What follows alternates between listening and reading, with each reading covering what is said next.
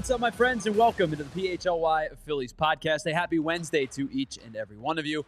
And as always, the PHLY Phillies podcast is brought to you by our friends over at Bet365. Whatever the moment, it's never ordinary at Bet365. We are broadcasting from the Xfinity Lounge here at the PHLY studios. And again, a happy Wednesday to each and every one of you out there. Thank you so much for hanging out with us, whether you're watching live right here on YouTube or you're listening back on the podcast platform later at a later time.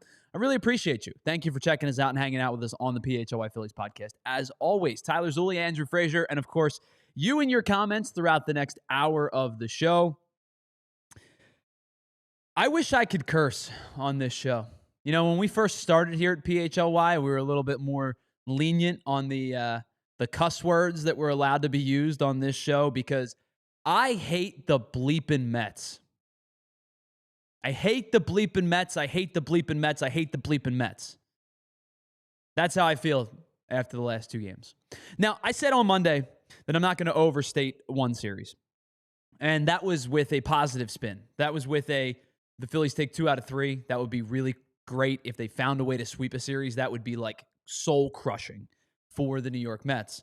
And I'm not going to do it in the negative direction either. I'm not going to take this and go, these two bad games, these two games in which the Phillies lost in two really different but really annoying ways, I'm not going to do it in that regard either because they still do hold a 5-game lead in the NL East. If they find a way to salvage the series tonight by winning the series finale, you only end up losing one game, right? You go from 7 up with 32 to play to 6 up with 29 to play. Is it ideal?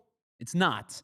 But if you find a way to win tonight, you can at least leave this house of horrors that is Citi Field, knowing you only lost one game in a series, knowing it's a team that plays substantially better at home at Citi Field in the New York Mets than they have on the road this season. For most of the entirety of the season, they are a much better team at Citi Field. If you lose tonight, I'm still not going to overstate one series, but your series, your division lead in the National League basically got halved in the span of a half of a week. And again, you still will hold a 4-game lead. It's not like it goes from 4 to 1 or 3 to tied or 2 to you're down. So again, I'm not going to overstate one series, but I do find that if you get swept in this series, the thing that you did more so than have the division lead slip from 7 to 4 is you've stoked the flame that needed to be stomped out.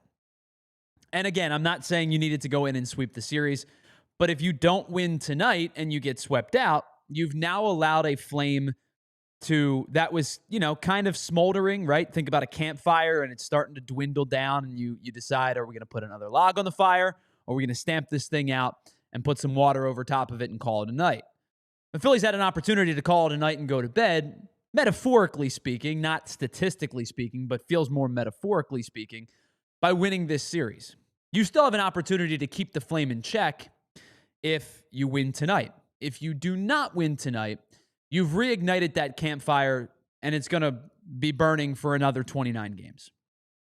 And the problem with that is this is a New York Mets team.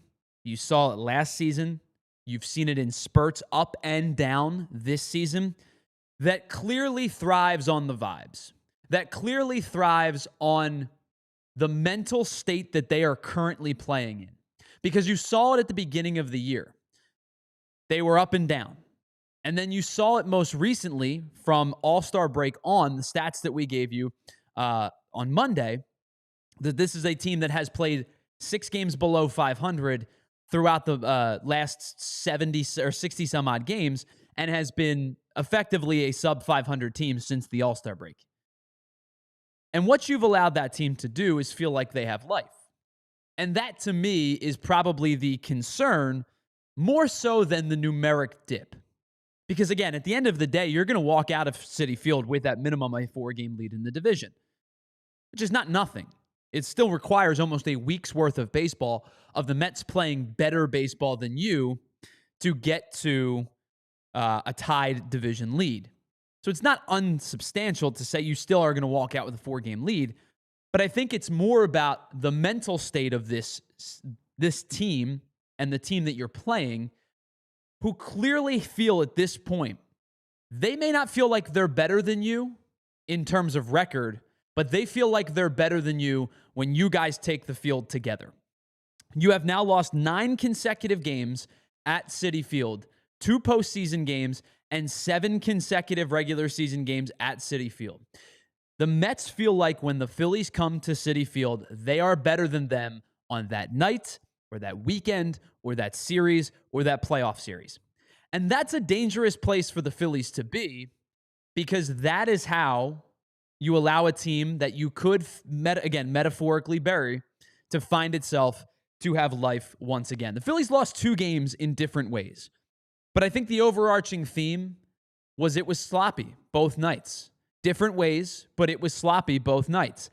And the thing is that really kind of frustrates me about this for the first 2 games of this series is the Phillies did exactly what we expected them to do, or what I anticipated they would do, to the starting pitchers in this series. Kodai Senga, Monday night, 4 innings pitched, 93 pitches, 6 hits, 3 earned runs. I thought the Phillies did a really nice job with Kodai Senga. He was struggling with command of the forkball, was forcing him back into the zone a little bit, and I think they did a really nice job overall of attacking Senga. They hit 4 balls over 95 miles an hour, and even though only one of them ended up being hits, I think the Phillies did a really nice job of getting after Kodai Senga and getting him out of the game after just 4 innings by running his pitch count up to 93 pitches. Yesterday, Sean Manaea didn't get out of the 5th. He only went 4 2/3. He threw 90 pitches through that 4 2/3. He also gave up 6 hits. Now, he gave up 2 earned runs, and I think at the time it felt like a lower scoring game. But over the 2 games so far, Mets starters have only pitched 8 2/3, have given up 5 earned runs, and have given up 12 hits. The Phillies did what they were supposed to do against the Mets starters, which was get them out of the game early and get after a bullpen that has been forced to throw a lot of innings over the last 2 months or so. The problem on Monday was after they got Kodai Senga out of the game, they got absolutely nothing against the Mets bullpen. We've talked about the Mets bullpen in the past. It's a good one when it's on its game.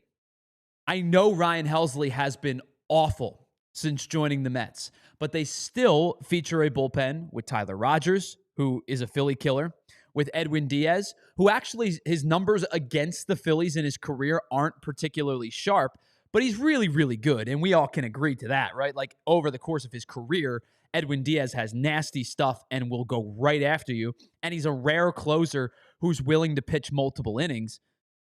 And then, of course, I think Reed Garrett's had an appreciated season. We'll talk a little bit more about Reed Garrett in the negative later in the show, but I think Reed Garrett's had an underappreciated season in their bullpen as well. When they're at their peak, it is a good Mets bullpen, but it's one that has been absolutely taxed over the last couple of months because of their starting pitching not getting in deep into games. They pitched 5 innings on Monday night, allowed 1 base runner, a single walk, no hits, and that was the end of the game. Now, the Phillies end up losing 13-3 after being up 3-0, and we'll talk more about decision-making and individual pitching performances and things like that. But the Phillies had an opportunity up 3-0 and chasing Kodai Senga after just 4 innings to get after the Mets, and they didn't do it. And in fact, they had no hits through the final 5 innings of the game. Now, yesterday, they got after the Mets bullpen a little bit more, specifically against Ryan Helsley and the 2-run homer that Harrison Bader hit. But the Mets bullpen yesterday, 4 1/3 innings pitched, 5 hits, 3 earned runs. So they got after the Mets bullpen a little bit more.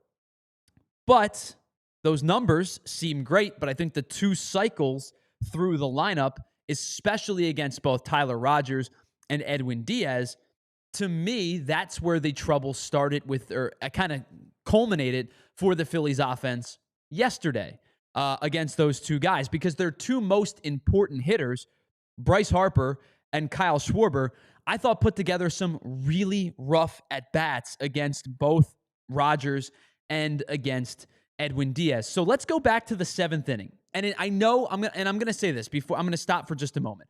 I know it sounds like I'm just like word vomiting here in the first 10 minutes, and it sounds like I'm just spewing everything to get it off my chest. But I think there's a lot of different steps along the way that will kind of cycle back to the greater picture of them losing the first two games of this series. Let's go back to the seventh inning of yesterday's game.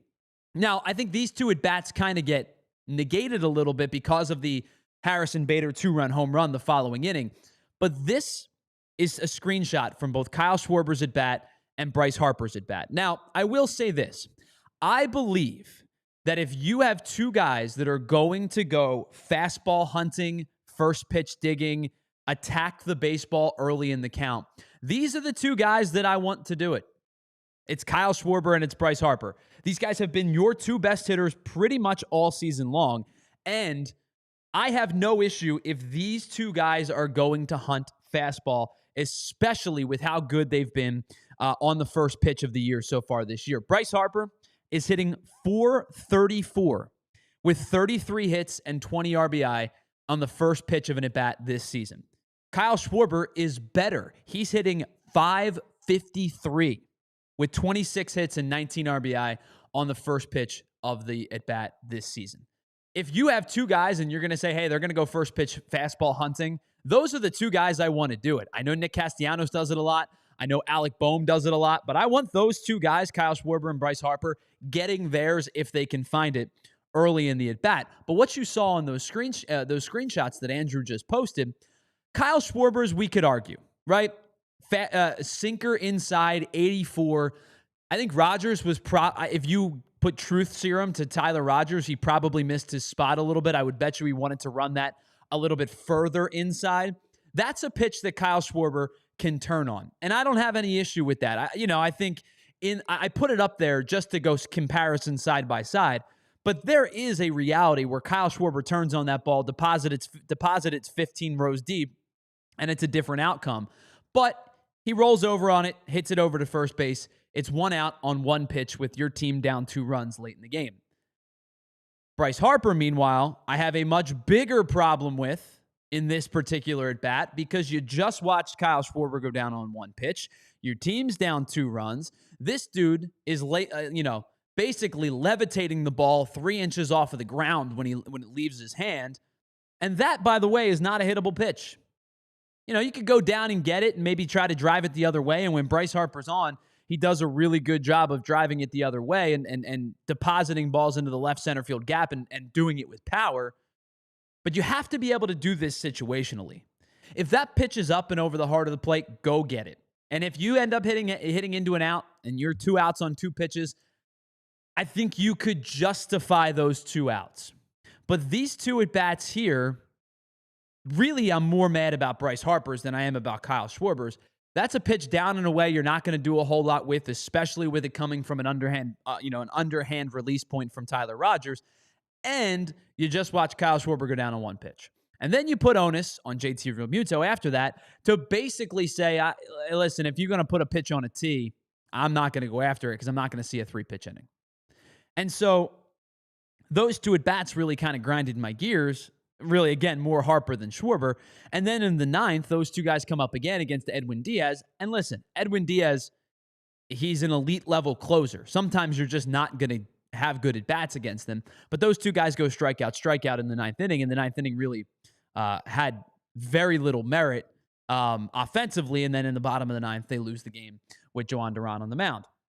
So there's like a lot to unpack in this 2-game sample size. And again, I'm not going to overreact, but we have to react to what we saw over the first 2 nights. This does not include Jordan Romano, who we're going to get to in a little bit. This does not include Orion Kerkering, who we're going to get to in a little bit. But I think you can hear there's a lot of mounting frustrations within a 2-game sample size, and I want to make that abundantly clear as many times as I possibly can, that the Phillies kind of got outclassed in these 2 games. So they tie the ball game. Harrison Bader ties the ball game. They lose the game in the 9th. Frustrating. Again, Duran now back-to-back appearances where he struggled. He's given up some hard contact, a blown save the other night, and a loss last night. I still believe he's going to bounce back. I know he's given up a little bit of hard contact, and there's not been a whole lot of swing and miss in the last couple appearances, specifically since he's gotten hit with that line drive in the foot. But I think he's going to be fine.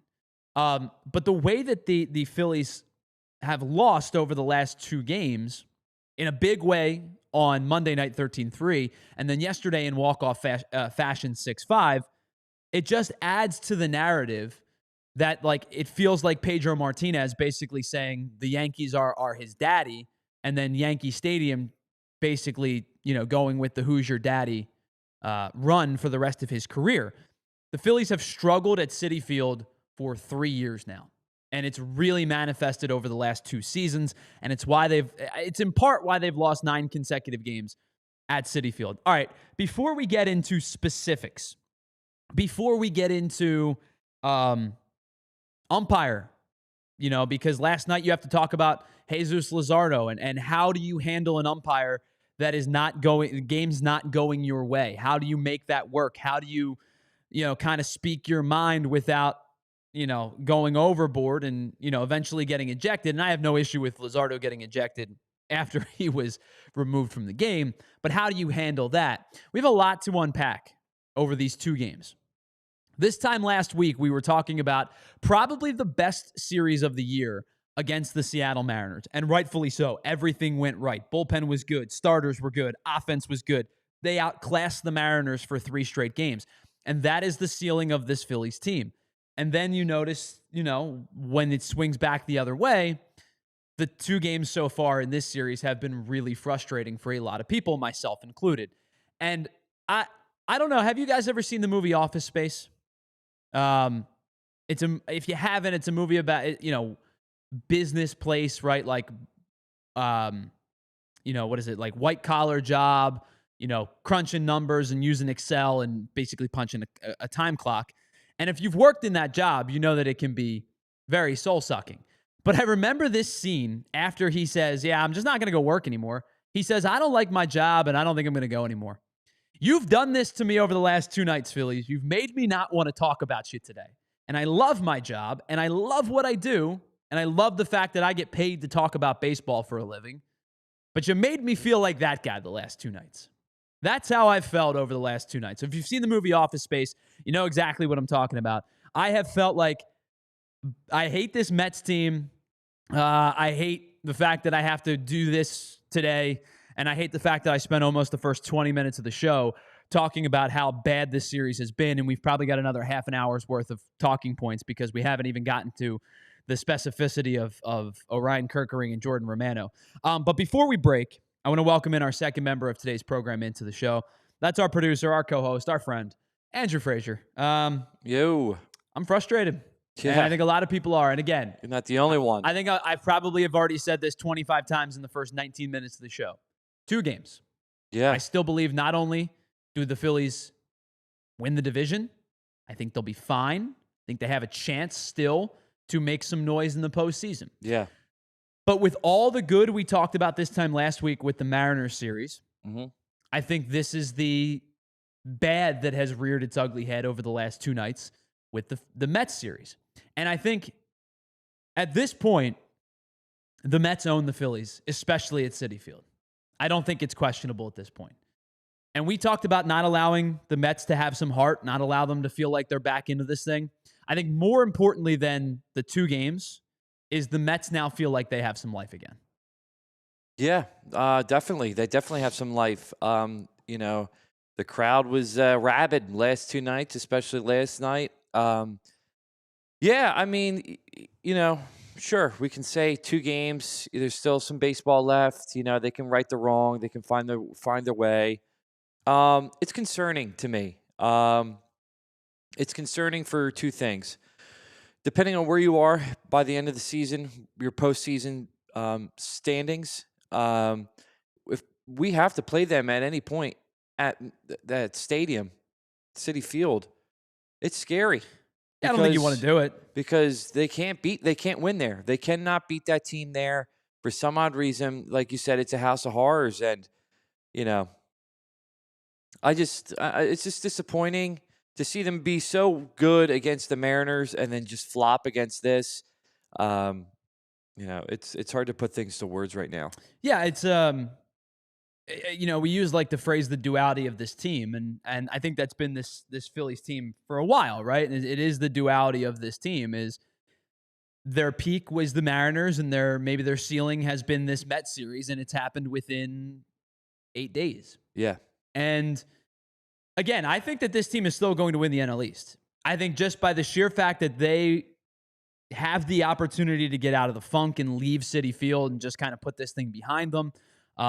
They have to get out of the funk, because if you lose tonight and you're down to 4 games in between you and the Mets, I know you're saying it's a week of baseball, but man, that could go by fast. That you could lose that 4-game lead very fast, and then you're looking at a different situation. Yeah, and then it's a 4-game series against the Braves to wrap up the month of August, and who just got oh my gosh, why am I blanking on his name? He just came back from injury. Why am I blanking on Acuna? Ronald Acuna Jr. just came back from injury. So that's if that team finds a way to bounce back and like kind of put a dagger into the Phillies in that series, and then who do you go play after that? Like you play the Brewers. Yeah, in Milwaukee. Like, the Mets have a chance to climb here. Well, and that's why we were talking about like strength on Monday. We were talking about strength of schedule. Was like you have a chance, right, where you can allow naturally this lead to grow when the Mets have to go play their second or fourth or whatever it was hardest strength of schedule remaining. But part of that hard strength of schedule includes you, which was 7 games prior to Monday. Now it's down to 5, obviously. You, I think, have to very quickly bounce back from this series. Flush it, get it out of your head, do what you have to do, but you have to play well against the Braves this weekend because, as you said, you're going to Milwaukee to begin September, playing some of the best baseball in Major League Baseball right now. So, yes, I think you have to kind of be able to shake this thing quickly, and I think winning today will quell some of those concerns because, as we said on Monday, even if you get out of here with 1, a place where you historically haven't played well, if you get out of there with 1, the lead falls from 7 to 6. It's not the end of the world. Now, though, however, I think winning yesterday would have made me feel a lot more comfortable because now you are staring down the barrel of a series sweep, which changes the entire complexity of the meaning of this game. John Kruk said it on the broadcast at the Rip last night. I don't know if you noticed it or not. Basically said it's not a must-win game, but it's a really, really important game. And he's right. It not a must-win in the sample size of 3 of 162 or even 3 of a week. It's not a must-win. And we talked about it on Monday. The onus was on the Mets more than it was on the Phillies. Yeah. But now you look at it and go, I really wish they would have found a way to win yesterday, because then at least you knew in the back of your mind, even if they lose tonight, that division lead can only go as far as 1 game. Yeah. Yeah, and I mean, you're talking about 29 games left after this. You quickly rebound, and I think things will be fine. But it's on you to quickly rebound. And I think that's on a veteran team, right? It's on your manager. It's on a veteran-laden team. You have a lot of guys making big money who have been in this league for a long time. Bryce Harper, Kyle Schwarber, Trey Turner, Nick Castellanos, JT Realmuto. You have a lot of guys making big money who have been in this league for a long time. I think it's on them to say, hey, let's get our heads out of our butts. Yeah. And, snap back into this thing. Let's salvage this series. Well, let's hope they can you pull can get out of Citi Field at least with 1. Let's hope they can pull them out of their butts. All right, it's the PHLY Phillies podcast. On the other side, I want to get into our Ace Hardware temp check segment because we have to talk about last night's appearance from Orion Kerkering. And I'm going to give you some of the numbers that are less than encouraging. And then we'll talk about the difference between him coming into games in the middle of an inning versus in a clean inning. We'll also talk about Jordan Romano, him hitting the IL and what that means. And then at the end of the show, we're going to have some fun. MLB.com put out a list of the 13 biggest surprises so far this season. I'm going to ask you all 13. I'm going to ask you, Andrew. I'm going to ask the chat. And I'm going to give you my thoughts as well. Are these actually surprises or not based on what you thought heading into the 2025 season. Again, it's the PHLY Phillies podcast. We're presented by our friends over at Bet365. Whatever the moment, it's never ordinary at Bet365. We are broadcasting live from the Xfinity Lounge here at the PHLY studios. We will be right back after this. Unpredictability is a part of life, and whether it is something in your personal life, something with your sports team, or something with things that you can't control, like outside factors and the world, right? Unpredictability is a part of life. But one thing that should not be unpredictable is the price of internet. And you can get reliable pricing with reliable connection with our friends over at Xfinity. And with Xfinity, all in means all in. Get Wi-Fi equipment and unlimited data included, and they are introducing their 5-year price guarantee. One internet price, 5 years guaranteed. Listen, anything could happen in the next 5 years. You don't know about world events. You don't know about sports events. You don't know about pop culture. You don't even know what's going to happen in your personal life. I don't know what's going to happen to me in 5 years. In 5 years, I'll be almost 37 years old. That's a big difference from being 31 right now. But we'll get there when we get there. The thing about Xfinity, you know you're going to be locked into a price for 5 years because change is always happening with Xfinity. The price of your internet should stay the same. Learn more at Xfinity.com. Restrictions do apply. New residential customers only. Taxes and fees extra and subject to change. Again, head on over to Xfinity.com for all of the details. All right, let me tell you about our friends over at Bet365. Find out why 90 million users worldwide have found out why it's never ordinary at Bet365. You can live stream up to 780,000 events each and every year across 78 different platforms, and you know you can get in on the live in-game betting. Lines and odds change all the time. Think about last night's game. You might have been able to get New York on a much better line after Philadelphia tied it up 5-5 to win the game on the money line. I don't know why you'd want to do that for your sanity's sake, but you could if you wanted to with our friends at Bet365. And how about the MLB early payout? With the MLB early payout offer, if you're winner, you're going to be marked as a winner if your team goes up by 5 runs at any point on straight bets and parlay selections marked as winners. And how about this? Now, new customers, download the app, use the promo code PHLY365, deposit $10, and place a bet for $5 to get $200 back in bonus bets, whether your bet wins or loses. Those bonus bets can be used on spreads, totals, player props, futures, and so much more. And that's why, whatever the moment, it's never ordinary at Bet365. Must be 21 and physically located in PA. If you or someone you know has a gambling problem and wants help, please call 1-800-GAMBLER. Welcome back to the PHLY Phillies podcast. Tyler Zulli, Andrew Frazier, and of course you hanging out with us in the chat. It's brought to you by our friends over at Bet365. We are broadcasting from the Xfinity Lounge here at the PHLY studios. And Peter Tom Willis, I'm sorry. I apologize. I did not say that to, he says, I got jerseys that are 31 years old. But I will say, Andrew, because you and I are very similarly aged. You're just a few months older than me. 2 years, but who's counting? Yeah. We're similar. Come on, we're similarly aged, Yeah. right? I'll be 32 at the end of the year. I'll close the gap by the end of the year, right? Yeah. But anyway, I feel like when you start getting into the middle portions of any decade, like I know I felt this way from 21 to 26 and 27. Now that was a huge gap because you go from being kind of like on the fringe of being a kid to being an adult. Yeah.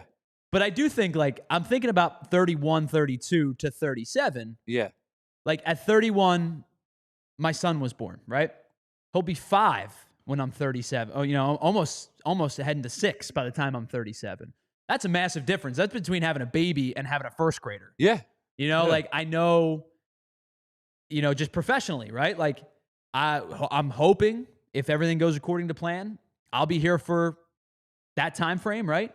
That would be my 6th season covering the Phillies. Yeah. That's a pretty sizable difference, right? Yep. So I didn't say that to be like, short-sighted about it. I know that 31 is still very, very young, but there is a huge difference between being 31 and being almost 37. Oh, yeah. Yeah, massive. Yeah. We're still young, Tyler. Oh, there's no question. I don't feel, I think on a day-to-day basis I feel old, but that's just because we're going through a sleep regression in our house right now and I'm not sleeping. But we're not old by any stretch of the imagination. Yeah. And it's funny, like, you think about what old means to you as you get older. And, like, as you get a little bit older, no matter what age, like when you're a kid, you're like, oh, man, 40. Whew, that's old. Then you get to be 30 and you're like, oh, dude, 40's nothing. Yeah. 50, 60, that's nothing, right? And then like, I think about like being old and age, right? Like it becomes relative as you age. Sure. Like I think about, my parents now are in their 60s. I don't think they're old. Like No. I you know what I mean? Like, and at 15, I'd have been like, whoa, 60s. Yeah. Getting Whoa. up there. That's old. Right. But like, I look at my parents, they're in their 60s. I don't feel like they're old. Yeah. They still feel pretty spry to me. Yeah. You know what I mean? So it's like age just changes, right? It's like relative, right? That's true. Markel Futz puts in, hey, Zuli, have you thought about what year your son is graduating high school? That throws me through a loop. So I guess he was born in 2024, so he would graduate high school, the spring of 2043? I can't even think that far. I will be 50. I'll be 50. There you go. I'll be 50. 50. Yeah. Yeah. Thanks, Markel Futz. Appreciate it, bud. All right, let's get back to Phillies talk. Enough of that.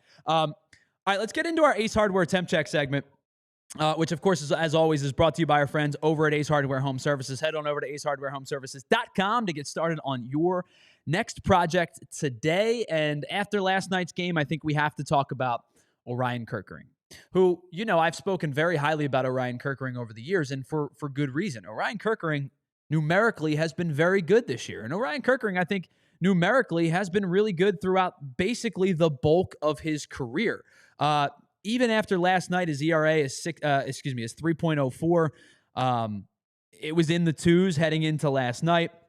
He's got a career 2.63 ERA. Like, numerically speaking, when you think about the numbers, especially just the ERA and then the strikeouts per innings over his career, he's at 51 through 50 this year, 131 over 116 throughout his career. All those things look good. The whip is a little bit high, and I think when you think about 1-2 for a starter or a reliever, right? It's much easier for a reliever's whip to elevate quickly because they're only pitching one inning at a time, or maybe an inning a third or 2 innings. It's much easier for a reliever's whip to elevate fairly quickly, but his whip now is at 1.33, which effectively means that every 3 innings he's giving up four base runners. That's a lot. I mean, it's a lot. And again, I understand it could turn around very quickly. Like last night, he gave up 3 base runners in an inning. It's going to elevate your whip very quickly. A couple of nights ago against Seattle, he gave up 3 base runners in a third of an inning. Again, could elevate your whip very, very quickly. The problem that I have seen, and I know a lot of people have pointed it out on social media, and it happened again last night, is Orion Kerkering's numbers in clean innings versus Orion Kerkering's numbers in inherited runners innings, coming into an inning with a runner or multiple runners on base. Now, I will say this. Coming into a situation where the bases are loaded and you have nobody out is a very untenable spot to want. Like, I wouldn't want to pitch in that spot either. It is a difficult ask. I think in reality, if you're asking a relief pitcher to come into a situation with the bases loaded and nobody out, if they can get out of that inning, giving up 1 run, that is an objective win to me. If you can figure out a way to go into that, to get out of that inning, giving up just the runner on third, that is a big time win. Because it's really, really hard to strand 3 runners with nobody on. You would effectively have to get pop up, double play, strikeout. That's really all you can do. And when you sit there and you watch your team with the bases loaded, really all you could ask is, I always sit there and I go, no pop-up, no strikeout, no double play. No pop-up, no strikeout, no double play. Because if you put the ball in the air in the outfield, good chance it's a run. You put the ball down the lines, assuming they're not trying to cut the run off and they successfully make the play, good chance it's a run. You hit the ball back up the box, really good chance it's a run like you saw last night, because your infield, especially your middle infield, is going to pinch in because they got to try to cut the run off at the plate. But the reality is Orion Kerkering, throughout most of this season, has not been very good with inherited runners. So far this year, he has allowed 14 inherited runners to score. He's inherited 30. That is 47% of the inherited runners that he has seen this year have allowed to score. And when you look at the list of inherited runners allowed versus those that you've inherited, of the minimum of the pitchers that have inherited a minimum of 30 runners this season, only 2 have a worse percentage than what Orion Kerkering has in terms of allowance of runs to score. Aaron Bummer of the Atlanta Braves has allowed 16 of his 30 inherited runners to score. It's 53%. Brock Burke from the Angels, 17 of 34, 50%.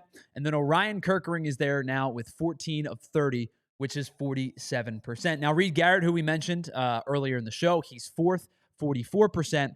Everybody else who has seen at least 30 inherited runners this season.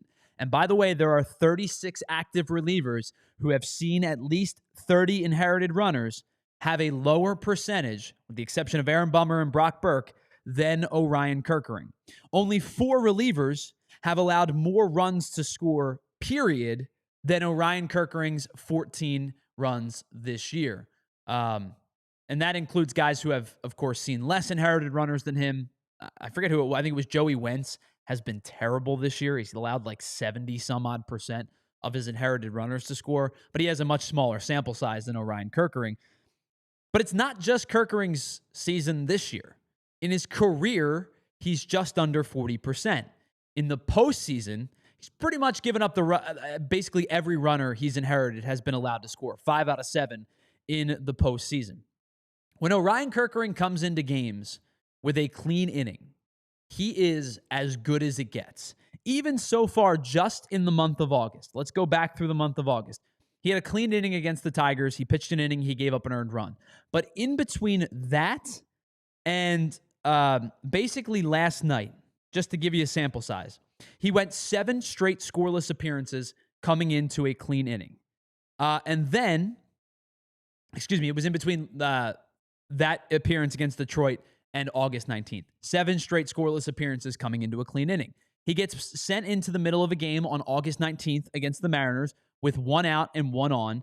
He gives up a walk, an RBI ground out, and a double before being removed from the game. The Eugenio Suarez double was the last batter that he faced. 1 inherited runner allowed to score. Got out of the middle of an inning against Washington on 8/23 a couple of days ago, and then last night entered the game against the Mets with the bases loaded, and all 3 runners scored. Listen, it's pretty evident. When Orion Kerkering is allowed to start an inning fresh, he has been really, really good this season.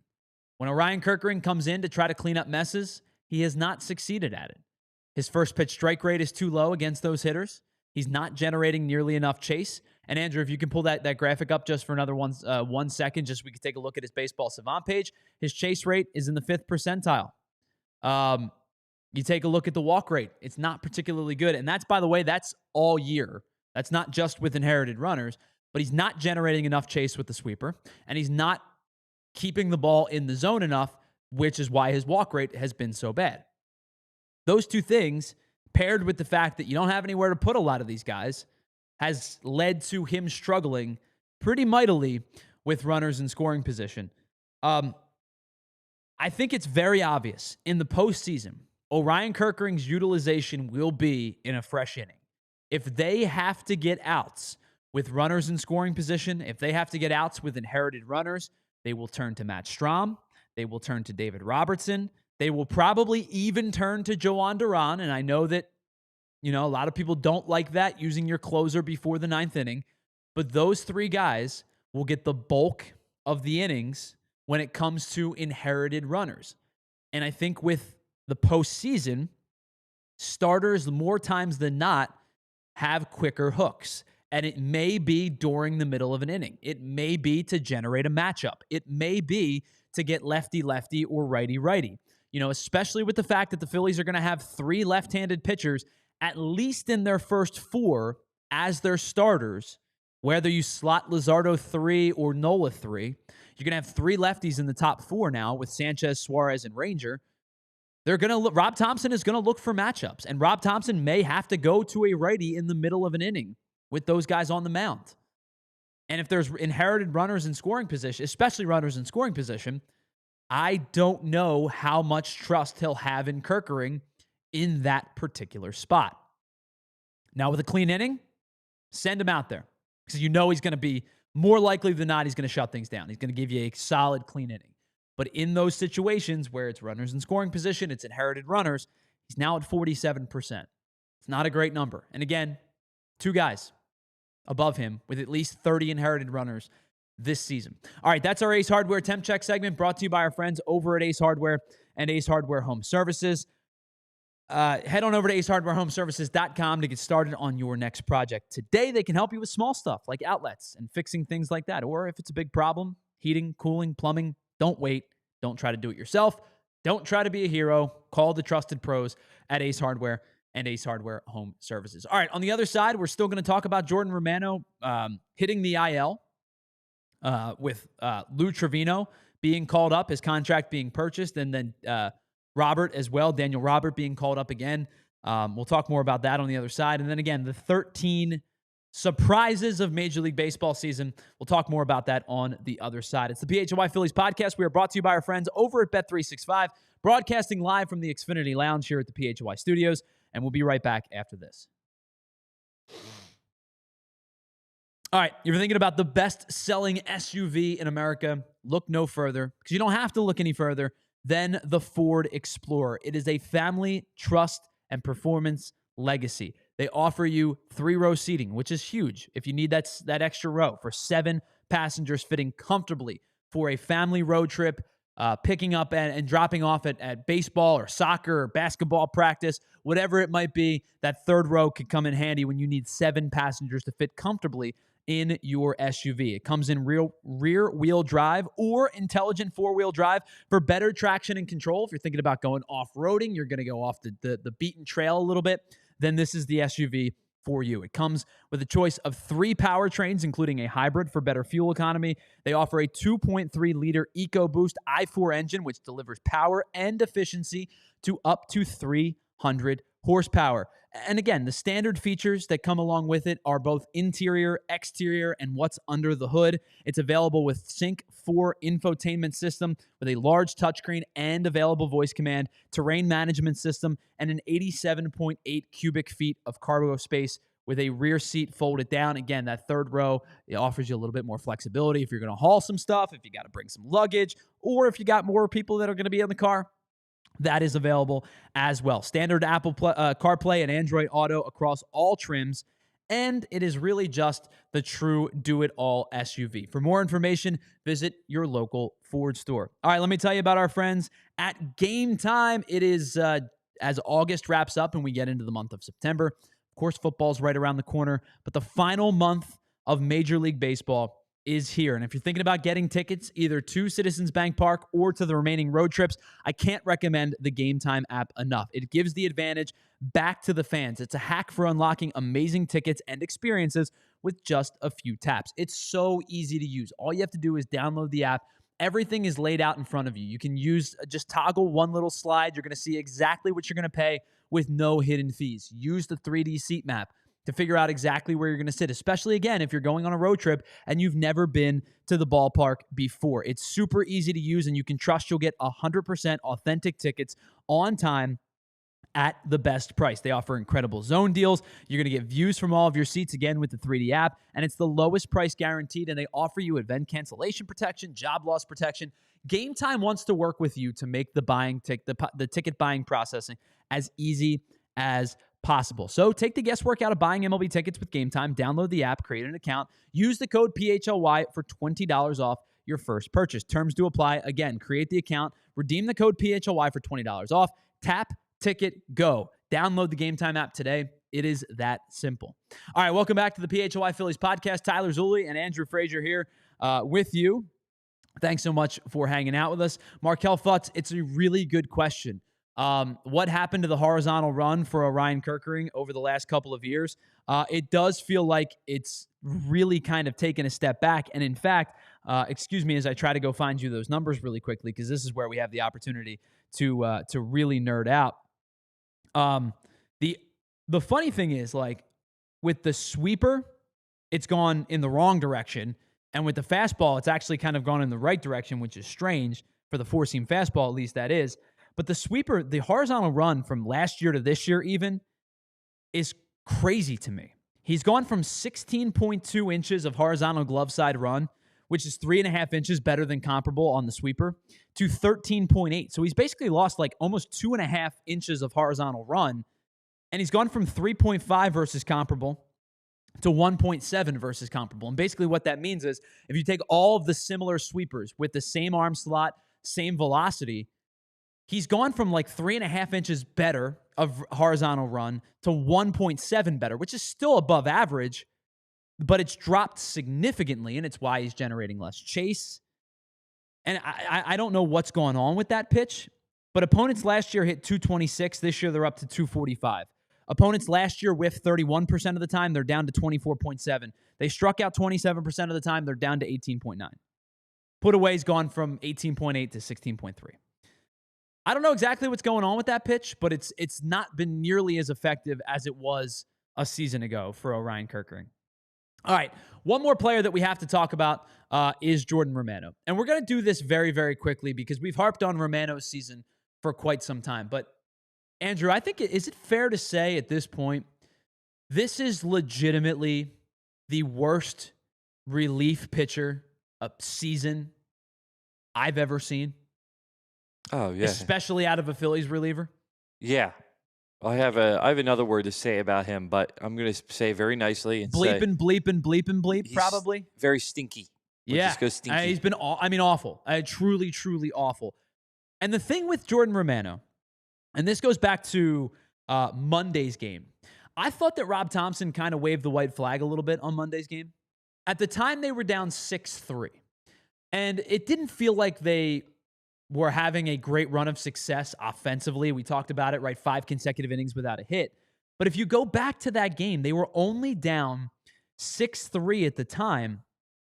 And Rob Thompson went to Jhoan Romano. Now, I will say this, like Christopher Sanchez didn't pitch well in that game. He gave up 5 earned runs, 6 runs total. The guy's been elite all year. Starting pitchers have bad games. I'm not going to fault Sanchez all that much. Like, I expect him to bounce back. It was one bad start. It was the first time all year, Andrew, that he's given up 5 earned runs in a game. I mean, that's how good he's been all year. But, you know, he leaves the game. David Robertson comes in, does a really nice job of cleaning things up. And then Jhoan Romano comes in, and kind of what has become expected at this point, stinks it up, gives up 4 earned runs, and all of a sudden this 6-3 game is now a 10-3 game, and it's over. And it's over in a blink of an eye. And now he's on the IL with what is being called right finger inflammation, which, Andrew, I don't know about you, but that sounds like the largest crock of crap of an IL stint I've ever seen in my life. Is that not the fakest IL stint you've ever heard? Yeah. Because Rob Thompson said the other day, man, we got to check in on him and see what's going on. Yeah. What's going on is he sucks. Yes. And, like, you don't hear me talk like that often, right? I don't do hyperbolic. Because it's all relative, right? If I say a player sucks and then they come back and go, and what'd you pitch? And it's like, well, nowhere, right? Like, they don't suck to 99.9% of people in life. But major leagues stink, right? Right now, he's been terrible. He's been absolutely terrible. And so I have 3 Jhoan Romano graphics for you. And they all look the same. But we talked about Jhoan Romano at the halfway mark when we did grades, Andrew. We talked about Jhoan Romano last week, and now we're going to talk about Jhoan Romano again today. Somehow, I don't know how, but somehow Jhoan Romano's numbers have gotten worse as the season has gone on. So here's his first half numbers that we looked at all the way back in July. 37 appearances, a 7.29 ERA. His strikeout numbers were good. It was over a strikeout per inning pitch, but the whip was not because of 36 hits allowed paired with 14 walks, a 1.5 whip. And the thing that has driven me crazy about Jhoan Romano all year, and it's why you saw it there, bottom 10 in net base runners. And basically what that means is he has 0 ability to hold runners on. If a runner is on first with any kind of speed, that runner's now on second because he's not even looking at him. So then we talk about him last week. And here were his updated numbers from a week ago.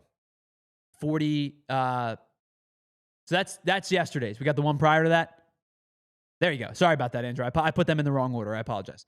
48 appearances. ERA goes up about 0.3, 7.5. Strikeout numbers still good. Over a walk per or strikeout per inning. The walk still a couple more. Hits significantly more. The whip has actually come down a little bit, but he had given up 2 earned runs or more in 10 of his 48 appearances. And now we flash forward to after Monday night, and the ERA is up to 8.23. Strikeout still good. More walks, more hits, 1.45 whip. It's gone in the wrong direction.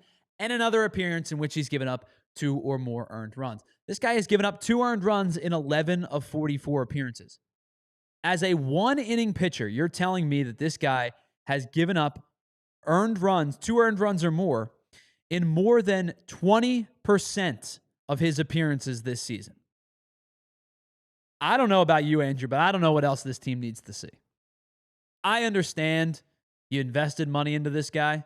I understand Rob Thompson backed him at the All-Star break and said, well, stuff looks pretty good. He's just He's an ultimate players coach. I give him credit for it at times, and sometimes it drives you crazy. I don't know what else the Phillies need to see. Nothing. This dude's donezo. So Joe Ross gets released. And Joe Ross hasn't been good this year. Don't get me wrong. I think Joe Ross has been bad. Joe Ross numerically has been better than Jordan Romano. And the one thing, at least with Joe Ross, he can pitch slop innings. He can give you multiple innings. If you were going to release a reliever, I'm surprised it was Ross and not Romano. Now, did Joe Ross probably deserve to be released? Yeah, probably. His numbers also stink. They don't stink as much as Romano's stink. I'm surprised they went with Ross release and Romano on the IL, unless they really felt like they didn't want to lose both of them because Ross was healthy and you can't put him on the IL. Now, does it feel like they made up an IL stint for Romano? 100%. But I just don't know what else they need to see. It's been terrible. I mean, absolutely terrible. All right. I do want to wrap up with some fun because this has been kind of a depressing show. On the other side, I don't think I have any other way to put it. It's been really depressing. On the other side, I want to get into some fun with the 13 big surprises. MLB.com has put out an article. And I want to ask you, and I want to ask Andrew, and I'll give you my thoughts. Were these actually surprises for you this year? All right, on the other side, we'll do that. It's the PHLY Phillies podcast. It's brought to you by our friends over at Bet365. We are broadcasting live from the Xfinity Lounge here at the PHLY studios, and we will be right back after this. How about this? Believe it or not, back to school season is here. I've seen a lot of my friends post their, yearly photos of first day of first grade or first day of kindergarten or what it might be. I actually have a lot of friends who are sending their kids to school for the first time, and I know that can be an emotional weekend. It can be an emotional week, and it can be an emotional time for parents. So, with that being said, take the ease of at least one thing out of the equation with our friends over at TrueMark. Now, listen, my little guy is not quite ready for preschool just yet, but it's coming in the near future. And we talked about years going by quickly. He'll be there in the blink of an eye. And whether your kids are heading back to school, you want to take advantage of these seasonal deals. You're thinking about office supplies, right? Or notebooks, protractors, pencils, and then the more expensive stuff like laptops and tablets and all of that. This year, plan ahead and use the TrueMark Financial Union debit card that earns rewards. So what you do is every time you swipe the card, you choose credit on purchases, and whether it's that new planner, like we said, or something significant like some headphones or a tablet or whatever it might be, you earn points on everyday purchases. And those points can be redeemed for cash, gift cards, travel, merchandise, and so much more. Listen, I've already got my eye on a gift card that'll come in handy for some fall shopping as we continue to get ready for the winter months. It's a simple way to get rewarded for buying the things that I already need, like gas and groceries and all of those kind of things. If you're already a TrueMark Financial Union member, be sure to check out your debit card benefits just to see if you can get in on this purchase. If you're not a member yet, now is a great time to join. Stop by one of TrueMark's 24 branches or visit TrueMark.com to open an account. TrueMark Financial Credit Union is federally insured by the NCUA. All right, let me tell you about some of our newest sponsors. And man, I know, Andrew, you've been snacking on these. I've been doing it because it's just delicious and it's addictive. It's beef jerky and meat snacks from our friends over at Righteous Felon. And if you're craving the perfect snack that satisfies your hunger and provides the right amount of protein to fulfill your body's daily needs, we've got the solution for you with Righteous Felon beef jerky and meat sticks. Righteous Felon traces its roots all the way back to the hallways of Downingtown Middle School and was officially launched by lifelong friends in their apartment kitchen after college. And the Exton PA-based company has been making all-natural, premium quality, better-for-you meat snacks for over a decade and evolved into the region's preeminent jerky brand. The packaging's fun and engaging. Its flavors are bold and tantalizing. The texture is tender and soft. And these are, without question, the best meat snacks around. And I'm only like 5% saying that because they're paying us to. What's more, Righteous Felon helps fuel your favorite Philly athletes by working with nutritionists in each of the local pro sports teams to help provide jerky and sticks for players to eat before and after workouts and as a refueling snack during games. If you're the kind of person who wants a deal and snacks delivered to your doorstep, you can order online at righteousfelon.com using the discount code PHLY20 for 20% off. They have all kinds of cool variety packs, bundles on their site, and it's also the perfect gift for that special meat snack lover in your life. Again, the discount code PHLY20 for 20% off your order on righteousfelon.com. All right, welcome back to the PHLY Phillies podcast, presented to you by our friends over at Bet365, broadcasting live from the Xfinity Lounge here at the PHLY studios. Let's get into this article written on MLB.com, just released a couple of hours ago. The 13 biggest surprises so far this year. And now I'm going to read the headline and dive a little deeper into it. You tell me if you think it's a big surprise or you were kind of expecting it. Funny thing is, number one is exactly what Markel Futz pointed out. The year of the big dumper. Having averaged over 30 home runs over the previous 3 seasons and won a Platinum Glove in the American League last year, Mariners catcher Cal Raleigh had already made a name for himself to go with one of the best nicknames in sports. I know you guys love that on the Anthony Gargano show. But they say leading the majors in home runs, winning the home run derby, and having arguably the greatest offensive season for a catcher in history before the calendar has even flipped to September, it seems like it's a big surprise even to the biggest Cal Raleigh fans. Now, I have had Cal Raleigh on fantasy teams throughout the years. The power is unquestionable, but the average has been the bigger thing to me. He's now up to 250, where he was more like 220, 230 over the years. But Andrew, this is a big surprise. 50 home runs, the most by a catcher in the history of baseball. Likely, one of 2 guys are going to win the American League MVP. I would vote for Cal Raleigh right this second, even though Aaron Judge is having a hell of a year as well. I mean, I think that it's no surprise Cal Raleigh is an elite defender, won the Platinum Glove last year, and again has some serious pop. But the jump that he's made from a really good power hitter to maybe like the preeminent catching power hitter ever in a season at least, yeah, this is a surprise to me. Yeah, it's an enjoyable surprise to see him succeed the way he's been succeeding and putting on the show that he's been putting on the show that he's been putting on because he's really just you didn't expect this from him, knowing what he's looked like in the last couple of years and now this year, and good on him, and I hope he continues and he breaks those records, and let's continue watching the big dumper. All right, number 2. This is one that you and I have talked a lot about, so we're not going to spend too much time. Milwaukee's magnificence. Oh, yeah. They have surpassed every expectation I've had of them. Yeah. And point blank. I expected them to finish 3rd in the division. They might finish 1st in baseball. They've been that good this year. Yeah. I don't think there's a whole lot to say. Pat Murphy's a great manager. They're playing some really good baseball. They do everything really well, the little things really, really well. I mean, this team has solidified itself as probably one of the best teams in baseball this year and has the inside track to the 1 seed in the National League. This one is a big surprise, and we'll talk a little bit more about it. The Blue Jays jump.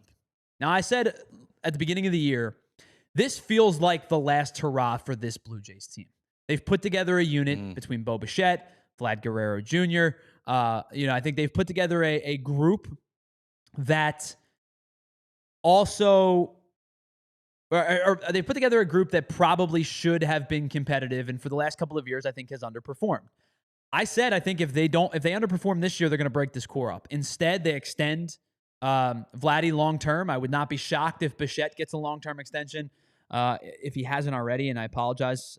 I'll double check just to make sure. But I think this is his final year. Yeah, unrestricted free agent at the end of this year. This Blue Jays team has expectations over the last couple of years of being good, but this is by far the best iteration that we've seen of them. Definitely.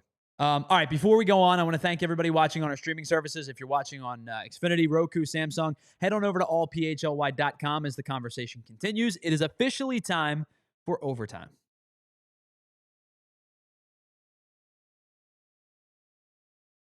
All right, we're going to just go through a couple more. We're not going to do all of them. This one, Andrew, is not a surprise to me because of the way that they've played last year. Detroit's dominance. Oh, yeah. Now, they say via unexpected impact, right? And they've gotten some really big seasons from Gleyber Torres and from Javi Baez. But Detroit's dominance after the way they finished last year, and they were one of the hottest teams in baseball, in September, this team continues to roll. They have, to me, one of the top 3 starting pitchers in all of baseball, and Tarek Skubal. This one, not as much of a surprise. I kind of think a lot of people expected Detroit to be the team to run away with the AL Central. Yeah, definitely. And a funny little comment my friend made to me is he's like, I've never seen a Detroit Tigers jersey ever in my life. He's like, I have probably in the last 2 months have seen 6. The last time the Tigers felt relevant was, obviously, they made a run to the World Series. They had some legit players in Miguel Cabrera, and that starting rotation where they won, those 5 guys won, 7 Cy Youngs in their career, 8 Cy Youngs in their career between Verlander and Scherzer and Porcello and who else was on that list? Forget who else it was, but it was an elite starting rotation. They're back in relevancy. And I think they're going to be here for quite some time because they found that they have some, willingness to spend a little bit of money. I would not be shocked if they have a little bit of success this year, that the ownership group opens up the checkbook this year and maybe brings in a big-time free agent. I know they were linked to Alex Bregman early in the year. Wouldn't be surprised if they make a run at Kyle Tucker. I think Detroit's going to spend some money this offseason. This one's an interesting one because I thought that a player on this team, a rookie on this team, was going to have a sensational year, but I thought it was going to be somebody else, where I thought it was going to be Jacob Wilson from the A's. But Nick Kurtz, having the runaway rookie year that he is, I thought it was a slam dunk home run decision that Jacob Wilson was going to win Rookie of the Year in the American League. The way that he started, he was an all-star, an unbelievable year for Jacob Wilson. Now, I think it's his teammates to lose. In Nick Kurtz, he is minus 15,000 to win the American League Rookie of the Year. Wow. 307, 27 home run, 70 RBI, a 1.034 OPS. And oh yeah, by the way, he's only played in 92 games this year. Crazy. An elite level season from Nick Kurtz. This guy, I thought Jacob Wilson was going to be this dude, and Jacob Wilson's still a really good player. This dude has been on another planet, especially in the second half, how good Nick Kurtz has been. All right, let's do one more. The emergence of Pete Crow Armstrong. I'm semi-surprised at it. I always thought he was, highly touted prospect, traded by the Mets to the Cubs for Javi Baez, funny enough. You always thought that the stuff was there. Defensive tools were always there. Ability to run the bases was always there. It was like, is he going to put it together, offensively? Then last year, he had a really good second half. Struggled first half, had a really good second half, and then took off this year. 25 home runs by the All-Star break. He'll probably be a 30-30 guy this year, which is sensational. And then all the outliers, right? The defense is elite. Base running's elite. I say semi-surprised. I thought he was going to take a step. I didn't think he'd take this big of a step. Yeah. Elite level player. Yeah, he's been having probably going to fantastic finish year. within the top 3 or so of the National League MVP. Definitely. It'll be Ohtani, Schwarber, Armstrong in some order. Yep, I agree. All right, there's a lot more, but we're running out of time, and I want to get out of here. Big thanks to everybody who joined the show today, everybody in the chat. Really appreciate you all. Thank you so much for being a part of it, as always. A big thank you to Andrew Frazier for producing and co-hosting today's show. Head on over to the AllPHLY. Head on over to allphly.com again to catch all of our articles, our diehard articles, our writing, and you can head on over to the page as well. to sign up for a limited time as a diehard. Thank you, Andrew. Really appreciate that. Limited time, $36 offer for the year to join our football club special. Normally, annual passes run $80 a year, $79.99, but instead we are running a football special. As the season is right around the corner, $36 gets you in on all of the great written content from Charlie O'Connor, Kyle Neubeck, Bo Wolf, EJ Smith, Jim Salisbury, all of our incredible writers, and everybody that I missed. I apologize, but you guys do an excellent job. And, of course, you get a free t-shirt with it, including our new football club t-shirt, which I think is really, really sick. And, oh, yeah, by the way, 8 days, Andrew. 8 days until the Philadelphia Eagles raise a banner. Why is that? Champions. Because they're Super Bowl champs. All right, we'll be back on Friday for the last show of the week here on the PHLY Phillies podcast. Head on over to the PHLY Eagles podcast. They are live now. PHLY Sixers at 3. The cheap seats will be live today at 7 as our guys Black Gritty, E-Rock, Jason Ashworth live at 7. And again, we'll be back on Friday afternoon for the final installment of the PHLY Phillies podcast for the week. Until that time, let's hope the Phillies are able to salvage the final game of the series before turning their attention to a 4-game series against the Atlanta Braves beginning tomorrow. No days off this week for the Phils. We'll be back on Friday to talk all about it, the last game of this series and the first 2 games of the Brave series at 1 o'clock as we broadcast live from the Xfinity Lounge here at the PHLY Studios. We are brought to you by our friends over at Bet365. Whatever the moment, it's never ordinary at Bet365. Love y'all. Appreciate y'all. Thanks so much for being here. We'll talk to you Friday at 1 o'clock right here on the PHLY Phillies podcast. See ya. We all silly like the mayor.